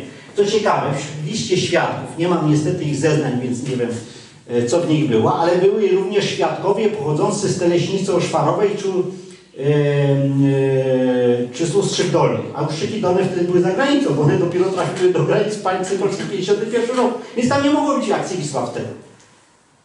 W Ustrzykach Dolnych wtedy, znaczy nie mogli, ofiary akcji Wisła nie mogły mieszkać wtedy, bo wtedy nie przesiedlano, bo to było za granicą, tak? Dopiero tam przyjechali ludzie przesiedleni właśnie z Lubelszczyzny, tak? W 1951 roku. Ale są podani jako rzekomie przesiedlenie z Ustrzyk Dolnych. No nic, że w Ustrzykach Dolnych ich nie przesiedlono, ale dla prokurator tego nie zauważył. Ani w Teleśnicy Oszwarowej. Tak? To były Ustyriki. No więc właśnie, więc nie wiadomo na jakiej zasadzie. Ale to jest właśnie przykład właśnie tego, że mimo kilkunastu lat prowadzenia postępowania, naprawdę prokuratorka mogłaby przeczytać choć jedno jakieś opracowanie i dowiedzieć się na jakim obszarze. To wymaga naprawdę zaledwie kilku godzin, a nie kilkunastu lat śledztwa, żeby dowiedzieć się, gdzie przeprowadzono akcję Wisła, na jakim obszarze, a na jakim nie przeprowadzono i tam szukać świadków. Ale ci z Leskiego i Sanockiego to znakomicie pasowali. I tutaj właśnie dochodzimy do tego, że przytacza się powód, ochrona, że nie było dyskryminacji, ponieważ przesiedlano Polaków i to jest jedyny przykład, kiedy się sięga do mojego opracowania. Tak? Napisałem kilkaset stron, ale to jest jedyny fragment, w którym rzeczywiście piszę, że przesiedlano również Polaków. Nie pisze się dlatego, Polacy znaleźli się w tych transportach. Otóż no, przesiedlano rodziny mieszane, tak?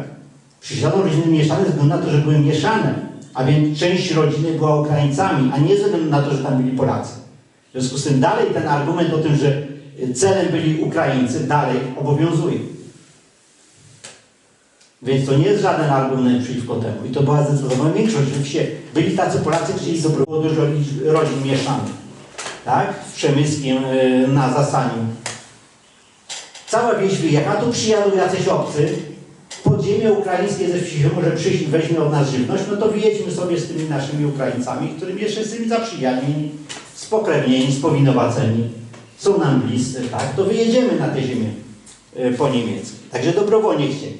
I co się stało? Władza w pewnym momencie się zorientowała, że w tym momencie, jak napisał Stefan Mosson, już 28 kwietnia, że przez to zostaje pustynia, tak? Staje to pusty teren, niezagospodarowany, w związku z tym zakazała wyjeżdżać Polaków. Zakazała przyjmować takich dobrowolnych. Czyli znowu jakby powodem była ta ochrona, to by powinni ich ewakuować, tak? Chronić ich, a nie, oni mają tutaj zostać. No rzeczywiście tam wprowadzono, że mają być zgrupowani w takich miejscowościach pod ochroną wojska. Czyli mają być przeniesieni tam kilka wiosek dalej na przykład. Zresztą to robiono tylko na terenie Bieszczadów. Tutaj na terenie Łękowszczyzny, jak Państwo widzieli, nie tworzono takich obronnych osad, bo nie było potrzeby, nie było zagrożenia oczywiście. Więc znowu się dotyczy. Całe postanowienie zresztą tak jakby odnosiło się tylko do tych 2 powiatów. Jakby ten przebieg Wisła. Przebieg akcji Wisła był wszędzie inny. Jak piszemy, jak to dbano o przesiedlonych i tak dalej. To jest piękne. Wprawdzie się przyznaje, że rzeczywiście były problemy, no ale starano się im zapobiec, tak? Że można było zabrać cały majątek. Ktoś z Państwa uważa, że można było zabrać cały majątek. Zresztą powiem szczerze, tutaj na Łękowszczyźnie ja wiem, że to było różnie, ale czasami zdarzało się, że było trochę lepiej niż tam, gdzie przychodzili przed świtem i otaczali całą wieś. Tutaj czasami rzeczywiście była taka sytuacja, Diana Regli chociażby opisywała, że uprzedzano dzień wcześniej, pozwalano, poza tym ludzie wiedzieli, że będzie wysiedlenie, w związku z tym ktoś zapobiegliby mógł na przykład skrzynię, żeby zabrać majątek i tak dalej, albo zorganizować podwody. I tam nic nie było, a przewieziono samochodem, nie było sprzętu, w związku z tym można było wziąć 25 kg na głowę. O tym pisze dokumenty, ale prokurator to Po prostu ujmując, można było cały majątek zabrać, tak jakby cały majątek sprowadzał się do 25 kg na osobę. Tak? Samochodami zabierano kobiety i dzieci, reszta nieraz 60 km musiała iść na stację. Dostawali maksymalnie jedną podwodę. A część podwód w ogóle nie miała, bo proszę Państwa, podwoda to raz, żeby mieć sprawny wóz, ale jeszcze mieć konia. Wtedy po 2 latach wojny, kiedy tu albo wojsko, albo UPA te konie zabierało, to szansa na to, że koni wyszło, sprawdzałem tam w wykazie na przykład było tak, że było znacząco mniej koni niż rodzin, co świadczyło o tym, że nie mieli własnych podwód, a z kolei podwody administracja nie widziała przesiedlenia, w związku z tym chciano wykorzystać element zaskoczenia.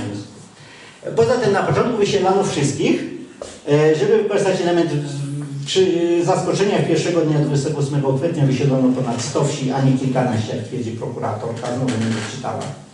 Nie wiem, jakim drukiem trzeba jej pisać.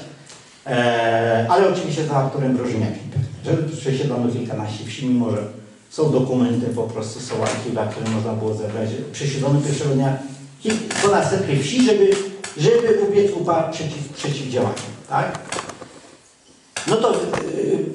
No to nie robiono jakichś według list, tylko wszystkich dostarczano na punkty zborne i tam przeprowadzono dopiero selekcję, kto był na listach na stację, kto nie, to mógł wrócić z powrotem. Często zastawał już dokładnie zrabowane przez polskich sąsiadów swoje.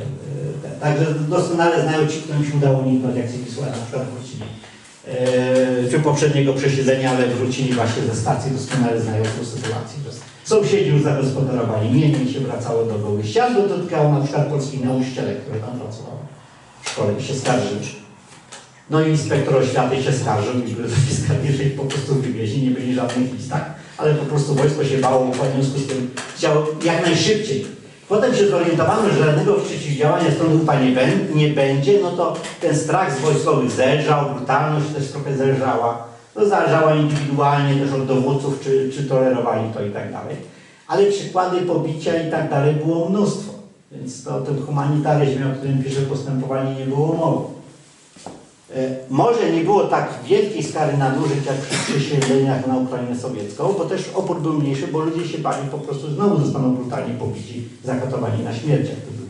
Ale w punktach zbornych przecież prowadzono na przykład w Sanoku, w Olszanicy i tak dalej, przeprowadzono, tam ludzie siedzieli czekając na transport. Aparat bezpieczeństwa to wykorzystywał, przysłuchiwał ludzi w celu dowiedzenia się o podziemiu. No to normalnie ludzi torturowano po prostu. Kobiety, dziewczęta na ogół. Tutaj dobierano na ogół dziewczęta, gwałcono, były ofiary, no ja mam taki przykład z punktu zbornego z Krzywczy, tak? Kobieta urodziła martwe dziecko, bo była po prostu stała z bóli porodowych, nie pomógł pewnie. Urodziła po prostu, zaniesiono pod kościół, a kobietę na transport. Tego samego dnia, po porodzie. I czy to jest humanitarne, proszę Państwa, traktowanie? Jest 28 oficjalnych ofiar wykazanych przez Państwowy Urząd Repatriacyjny, ale to są te ofiary, których są właśnie na przykład zmarły na stacjach załadowczych. Stres, choroby niewykryte i tak dalej, czasami wypadki, na przykład ktoś wpadł, być może popełnił samobójstwo z rozpaczy i tak dalej, wpadł, kogoś poniosły, stratowały konie, ktoś wpadł właśnie pod pociąg i tak dalej. Więc takie przypadki oczywiście badałem. Plus jednak co najmniej 10 osób, nawet kilkanaście osób zabitych. I to jest w książce mojej, to jest w książce Mariusza Zajączkowskiego o podziemiu na Lubelszczyźnie. Ale prokurator nie przeszkadza do stwierdzenia w postanowieniu, że być może były jakieś ofiary śmiertelne, ale o nich nie wiadomo. Tak? Jest czarno na białym, zmienia nazwiska nawet wymieniane ofiary śmiertelne. Ale oczywiście prokurator do tego nie dotarł, mimo że książkę miałem moją w rękach, niby, tak? W innym miejscu się na nią powołuje. Także proszę Państwa, no to jest przykład właśnie takich manipulacji. Generalnie wszystko poszło sprawnie, dbano o ludzi, wyrażano im wdzięczność. Rzeczywiście znaleźć takie uchwały, proszę Państwa. To, że ofiary są wdzięczne swoim oprawcom, jak ci o to poproszą, to nie jest jakieś zjawisko incydentalne w historii. Więc wiecie Państwo. Kolejny argument to oczywiście, że przesiedlenie było jedynym skutecznym sposobem zwalczania partyzantki. I tutaj oczywiście nie ma żadnych dowodów na to, że tak nie było. Mimo że oczywiście na przykład było tak, że rzeczywiście robiono na przykład na Malajach. Tak? Zwalczano partyzantkę komunistyczną w Brytyjczyce na Malajach. Mimo że tam była dżungla, cięższe warunki do jej zwalczania, no to rzeczywiście ludzi ewakuowano, ale ewakuowano do takich miejscowości poza strefą działań, a następnie po zwalczeniu partyzantki komunistycznej tam wracali. To nie było tak, że siedzieli potem w tej 9 lat co najmniej, albo nawet kilkadziesiąt lat, tak? Taka metoda search and destroy. Podobnie było w przypadku wojny wietnamskiej. A jak mówiłem, w przypadku działań NKWD w zasadzie nie przesiedlano tutaj. Wielka operacja, wielka blokada, od lutego do czerwca 1946 roku prowadzona, a więc rok przed akcją Wisła, przez siły NKWD na terenie zachodniej Ukrainy dzisiejszej. Przyczyniła się, jak mówiłem, wspominałem już wcześniej, do likwidacji partyzantki poza Karpatami. Właściwie wszędzie samo UN doszło do wniosku, że nacjonaliści ukraińscy doszli do wniosku, że partyzantka nie przetrwa i rozwiązali część oddziałów, część została zlikwidowana skutecznie, ani jednego przesiedlonej rodziny. Przesiedlenia owszem były, ale dopiero później. Tak zwanych rodzin bandyckich, czyli tych, którzy na przykład mieli krewnych i tak dalej. Argumentuje się też, że do skutecznego zwalczenia podziemia ukraińskiego bez przesiedleń potrzebne były siły co najmniej 10-krotnie większe, a liczba wojska użytego w akcji Wisła w stosunku do liczby członków partyzantów UPA to jest mniej niż 1 do 10 do 1, tak? Czyli nie było tej 10-krotnej przewagi. Problem polega na tym, że to wojsko, organizując akcję, narzucało pole bitwy, tak można powiedzieć, wybierało miejsca. Zauważcie Państwo, że akcja Wisła nie była przeprowadzona wszędzie na całym obszarze jednocześnie. Najpierw zaczęto od Bieszczad, potem się przeprowadzono na zachód. Przypomnę, że tutaj Jasielskie, Krośnieńskie to był dopiero po miesiącu akcji, koniec maja, czerwiec, a Nowosądeckie to już w ogóle w lipcu wysiedlano, tak?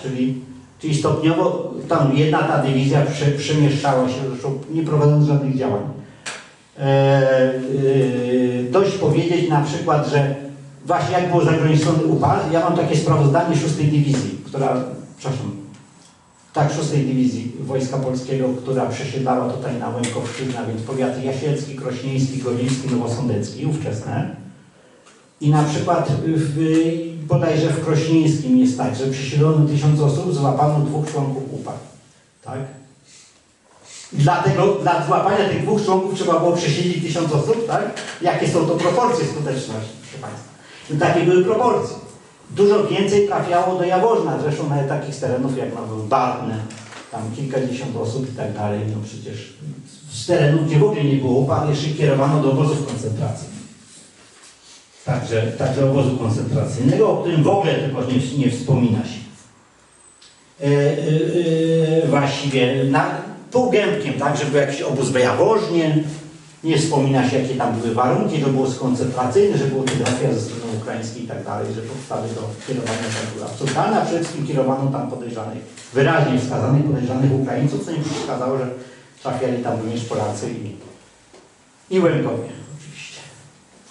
W związku z tym już bez żadnej podkładki, proszę Państwa, bez żadnej podkładki formalnej, tak?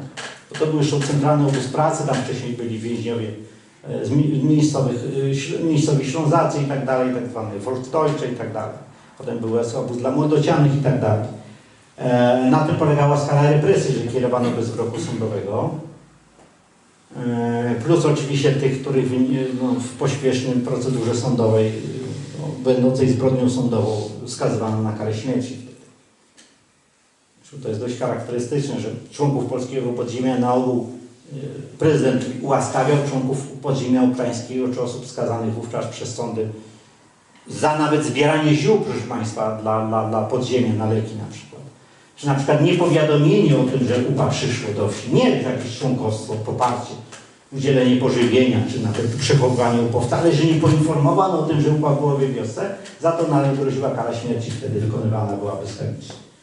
I za to skazywano i o tym ani słowa oczywiście nie ma w postanowieniu. No i oczywiście na koniec może wspomnieć, że autorytetami są właśnie Ryszard Szawłow. Mówi się o tym, że nie ma opracowań o kwestiach prawnych, mimo że są opracowania Krzysztofa Persaka i tak dalej, dokładna analiza od strony prawa międzynarodowego i krajowego, Bogdana Halczaka i tak dalej, to mówi się, że jest luka prawna, po czym się powołuje oczywiście na artykuł prawnika, ale powołuje się tylko na jeden artykuł prawnika, ale oczywiście zgodny z tezami, tak? Którym są tu inne obserwowane tezy, ale zdaję sobie sprawę, proszę Państwa, że mówię strasznie długo. I wspomnę tylko tak jakoś, że Państwu uzmysłowić. Powołuje się w sumie na aprobatywnej na akcji wypowiedź komunistycznego generała Władysława Bożogi z lat 80. Taka była książka, 7 rozmów z generałem Bożogiem.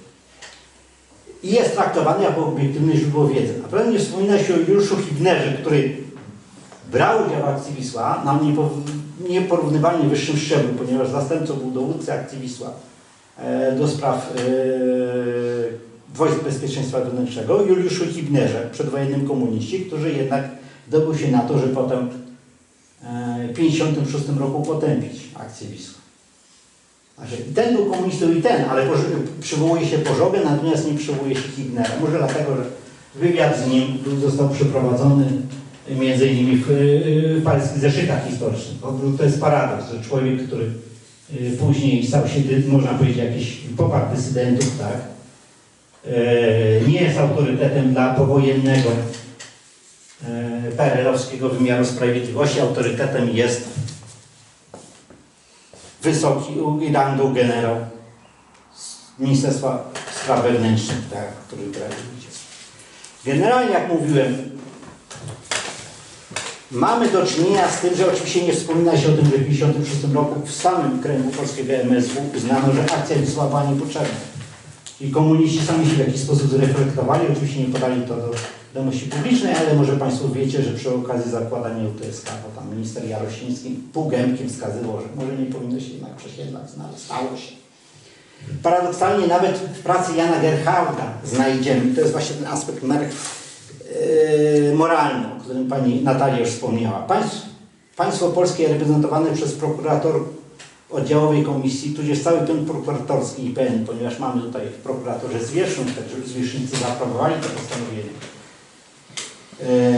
Pokazało w nim niedoznacie swoje stanowisko wobec represji dokonanych swoich obywateli narodowości ukraińskiej i łemkowskiej oraz ich cierpień. I teraz paradoks polega na tym, że nawet komunista Jan Gerhard okazał więcej współczucia przesiedlonym. Tak pisał o przesiedlonych. Siedleniu. W 50. został zamordowany, ale on to pisał w 59 roku. Posunięcie tego rodzaju, cytuję, posunięcie tego rodzaju bolesne z punktu widzenia humanitaryzmu, gdyż godzi winnych i niewinnych jednocześnie jest nieuniknione. To nic, że usprawiedliwił, ale przynajmniej przyznał, że jednak uderzono w niewinnych. O niewinnych nie ma ani słowa w postanowieniu. Wszyscy niejako byli en bloc uznani za to, że byli słusznie przesiedleni. A no zresztą, skoro to było dobrodziejstwo, bo i tutaj właśnie, pomijając jeszcze jeden ważny aspekt, mianowicie w postanowieniu jest coś, co jest w ogóle absurdalne. Otóż stwierdzenie, że przesiedleni mogli na miejscu ich osadzenia kultywować swoją tradycję. To nic, że mogli uczyć się tylko w języku polskim i tak dalej. Nie mieli dostępu do religii prawosławnej czy grekokatolickiej, ale mogli kultywować tradycję. Jak bez księdza kultywować tradycję religijną? Jak bez nauczycieli i tak dalej, jak można kultywować na przykład kulturę, uczyć języka, tak? Przecież wtedy, sami Państwo doskonale pewnie wiecie z różnych opracowań, wtedy nawet mówienie w języku łemkowskim czy ukraińskim było podejrzane i było powodem inwigilacji co najmniej, a nawet represji. Starano się rozsielać wśród Polaków, asymilować i tak trwało przynajmniej dobre kilka lat. Prokurator tego w ogóle nie zauważył. Przepraszam, proszę Państwa, że trochę się rozgadałem, ale to po prostu, to jest tak dla mnie bulwersujące, że po prostu nie ze względu na to, że że tam się kwestionuje moje wyniki, ale przede wszystkim to jest jak wspólnięcie w twarz, jak uderzenie w twarz po prostu tym ofiarom ich rodzin. Takie postanowienie, że to można napisać w 2023 roku. To jest po prostu kuriozalne, a jeszcze z tego wyciągnąć takie, można powiedzieć, takie podsumowanie w tym komunikacie, w którym w ogóle właśnie przedstawia się, nie wskazuje się nawet tych rzeczy, które w postanowieniu były, że może tam prokurator się asekuruje w całym postanowieniu, może tam rzeczywiście niektórych tam źle potraktowano, tak by można to streścić ogólnie, no ale bląd, no, w słusznej sprawie, tak? To tutaj nawet tego nie ma w komunikacie. Więc proszę Państwa, odwracanie kota ogonem, jak to się potocznie mówi, ale w sposób, no, ja wiem, że to brzmi sarkastycznie, właściwie nie powinno być właściwie sarkazmu w takiej sytuacji, po prostu woła to po do nieba, jak to się mówi popularnie. I na tym skończę, przepraszam, że trochę długo.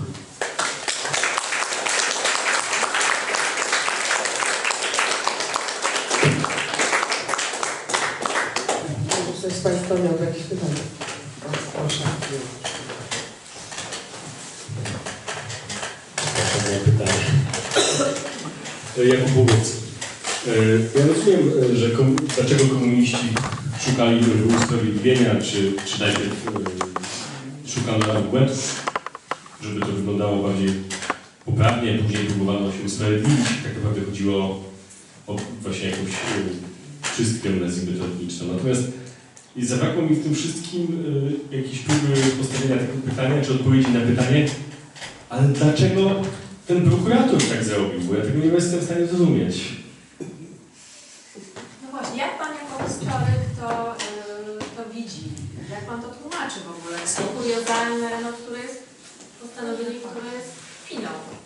I czy nie ma ludzi więcej? Pana głos jest głosem wołającego w puszczy. Czy nie ma więcej ludzi w Polsce, inteligencji, która by oparła się temu? Pytanie, które można odpowiedzieć, można połączyć, tak, że powiedzie Państwo łączę. No, właściwie pytanie, na pierwsze pytanie można powiedzieć, to jest pytanie do pani prokurator Beaty Śmiechowskiej z jej zwierzchnika Artura Grabowskiego oraz aprobującego do szefa pionu prokuratorskiego IPN-u, prokuratora Andrzeja Pozorskiego, tak się nazywa. Nie pamiętam imienia, na pewno Pozorski. Ja po prostu mógłbym tutaj snuć teorię, a nie zajrzeć ich do głowy.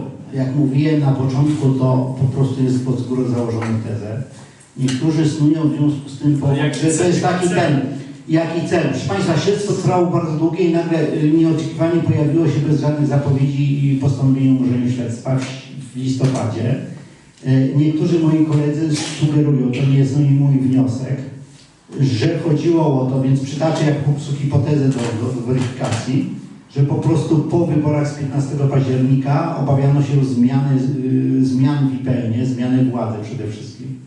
I chciano w związku z tym zakończyć sprawę po myśli dotychczas kierujących IPN-em i pionem prokuratorskim, ale w ogóle prokuratorów w Polsce. Więc jest to logiczne wytłumaczenie, ale czy jest prawdziwe, to Państwu nie powiem. Dlatego no, tutaj ja traktuję to jako po prostu hipotezę, jako naukowiec nie mogę się opierać tylko na takich spekulacjach. To jest spekulacja w gruncie rzeczy, ale no rzeczywiście racjonalnie przystąpić do takim rozumowaniu. Wydaje mi się to właściwie najbardziej. Przechodzą tego, czy nie było protestów. No to ja czytałem na stronach wyborczych, był taki list protestacyjny, była też wywiad z profesorem Kurzem Motyką oraz niemal natychmiast po tym potępiający postanowienie prokuratory, taki tekst zaraz w takim dodatku do Gazety Wyborczej, ale historia. Na stronach internetowych można go chyba jeszcze znaleźć. Iza Chruścińska, chyba środowiska ukraińskie się odezwała, i teraz Chruścińska się odezwała, taka polska publicystka zajmująca się tematem polsko-ukraińską. Rzeczywiście można powiedzieć, że on był skromny. Przykro mi to stwierdzić, ale skromny. No ja oczywiście, jak mówię, no, przygotowałem teksty, także ta sprawa będzie wracała. Rzeczywiście można powiedzieć, że skromny w stosunku do skali zbrodni, tak? Bo jeżeli bulwersują nas wydarzenia nieporównywalnie mniejszej skali, tak? Także do nałóg. Ludzie żyją bardziej teraźniejszością, to jest też tak. To dotyczy ofiar, ich rodzin i tak dalej, ale już resztę społeczeństwa nie budzi takiego zainteresowania. Zresztą sami Państwo doskonale wiedzą, że każdorazowo rocznice akcji Wisła raczej skupiają się i celebrują ofiary, przesiedleni, ich potomkowie, ale poza tym no, nie są to uroczystości, którymi jakoś państwo by wspierało. Oczywiście można powiedzieć, że reakcja ministra sprawiedliwości, prokuratora generalnego była silniejsza, no, ale on w 2017 była ta rocznica okrągła akcji Wisła, to miał szereg wystąpień i tak dalej. Być może jak jego powściągliwość, nie wiem jak tłumaczyć jego, to tyle wiem, że profesor Motyka tam sprawę poruszył na posiedzeniu kolegium IPN-u, ale chyba rezultatów z tego nie ma. Że członkiem kolegium IPN takiej publicznej i korzystając z tego swojego stanowiska próbował coś z tym zrobić. Miejmy nadzieję, że sądy się tym zajmą. No ale oczywiście jest to smutne po prostu, że sprawa właściwie ucichła. Także nie jestem jedynym tutaj głosem wołając na pustyni, także nic sobie tutaj nie uzurpuję do bycia tym jedynym sprawiedliwym. Jest tych osób więcej, ale rzeczywiście za mało w stosunku do skali niestety tych zbrodni. Zresztą to jest dla mnie absurdalne, że generalnie potępia się już system komunistyczny, traktuje się jak nieswój, narzucony, a jednocześnie broni się decyzji tego reżimu w odniesieniu do akcji Wisły. Czyli komuniści byli źli, dokonywali zbrodni, wszędzie się mylili, z jednym wyjątkiem, tutaj gwiazdka, jak w tych reklamach, proszę Państwa, z jednym wyjątkiem, ale akcja Wisła była słuszna, tak? Można by to tak podsumować. Można powiedzieć taki funkcjonujący stereotyp, czy sporej części z polskiego społeczeństwa niestety. Sporej, zaznacza może nie dominującej, ale takiej widocznej w przestrzeni publicznej, narzucającej tą dyskusję. Znajdującej poparcie również wśród polityków różnych opcji.